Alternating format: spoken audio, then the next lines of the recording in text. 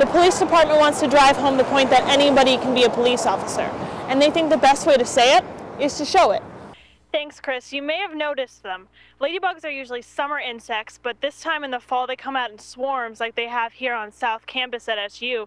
They're looking for a place to stay this winter. These budget cuts will eliminate 10 central bus stations, including this one here on Fay Road, meaning bus riders will have to find other ways to get downtown.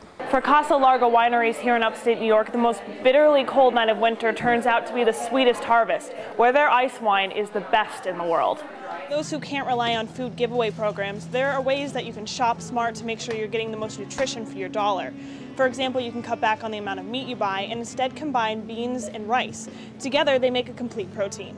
No teachers or students to speak of today at Bishop Ludden High School, not because of Friday's snow, but because of a natural gas leak found in the school's boiler room. Senator Schumer introduces his 3-point plan for combating H1N1 in Onondaga County.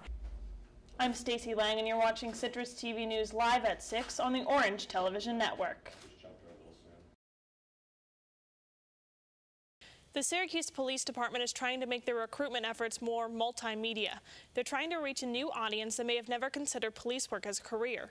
Their goal is to have the demographics of the police force match the demographics of the community they're serving. The police and the media often come hand in hand, but rarely in advertising.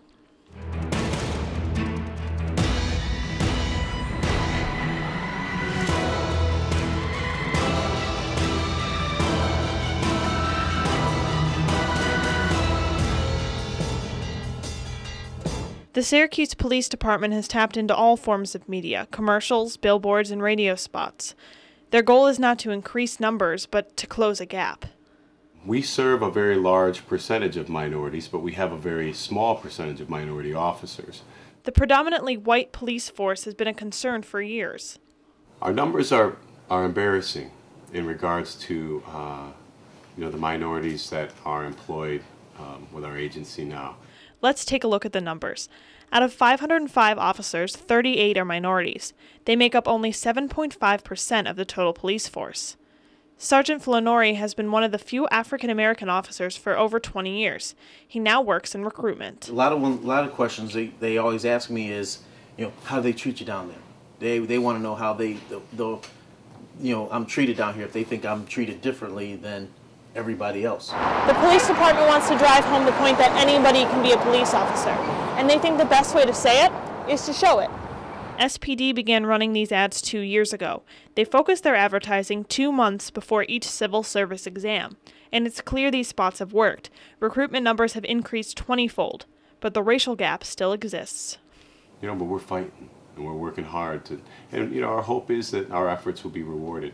Unfortunately, though, with this process, it often takes 3, 4, 5 years before we're able to see the numbers actually increase.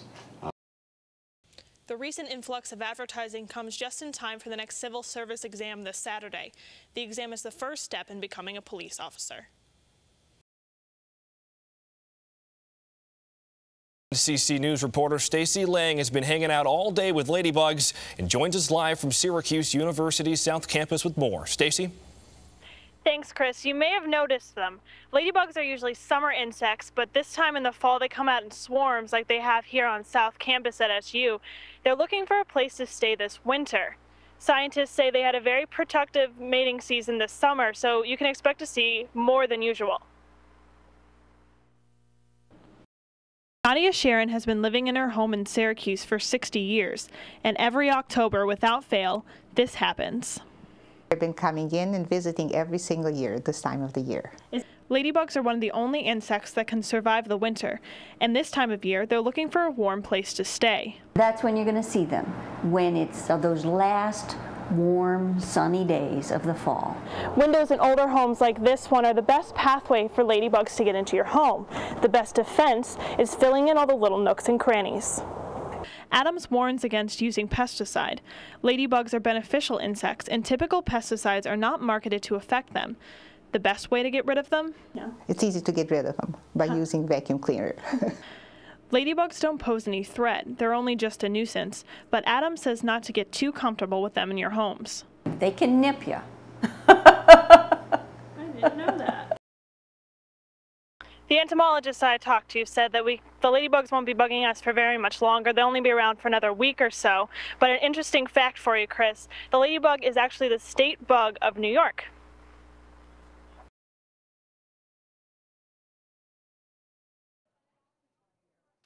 In a time when balancing a budget is a daily struggle, balancing a diet seems to go by the wayside. If you're on a strict budget, I do notice a lot of people tend to leave the vegetable out. And they are perceived as being more expensive. Market prices for produce have been steadily rising, especially during winter months when many fruits and veggies are out of season. For Central New York families who are stretching their dollar, nutrition becomes less of a necessity. And it usually is easier to buy a lot of bulk starch foods and meats in bulk and make it last than it is to try and figure out how to budget for the fruits and vegetables. Americans have had to find other ways to get the food that they need. 23 million Americans now rely on emergency food giveaway programs. There are 281 giveaways operating in Central New York, and 75% of food banks in the area have noticed an increase in the past year. We spoke to a food giveaway patron in Camillus who would not speak on camera, but told us giveaway programs have become necessary to fit nutrition into his budget. I could not afford to cook with the fresh foods before because right now everything's so high in the grocery stores. I mean, the other day I was looking for zucchini and it's $2.50 a pound. You turn around, it's $2-3 for a couple of peppers. This particular giveaway in Camillus operates the first Friday of every month and serves about 50 families who walk away with almost $80 worth of fresh produce. The cost of food is outrageous, and going to pantries and fresh food giveaways such as this forces you to eat healthy. This has actually helped me introduce different fruits and vegetables to my children. I have a 5-year-old daughter who had never seen a star fruit before. And when I brought a star fruit home, which they're normally very expensive in the grocery store, she was intrigued by the shape and she ate the whole thing. For those who can't rely on food giveaway programs, there are ways that you can shop smart to make sure you get the most nutrition for your dollar. For example, you can cut back on the amount of meat you buy and instead combine beans and rice. Together they make a complete protein.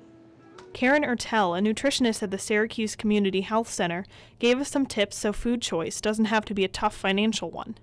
First, don't be afraid of tap water. Substitute it for high-calorie juices and sodas. Second, buy only what you can eat. Buying in bulk can save you money, but only if your family can eat the food before it spoils. Third, buy food that's minimally processed. Vegetables provide vitamins you can't get anywhere else. And lastly, stretch out your meat portions. When you cut down on your meat portion sizes, you actually do open up a pretty good part of the budget to use for other things. Reporting for Good Medicine, I'm Stacy Lange.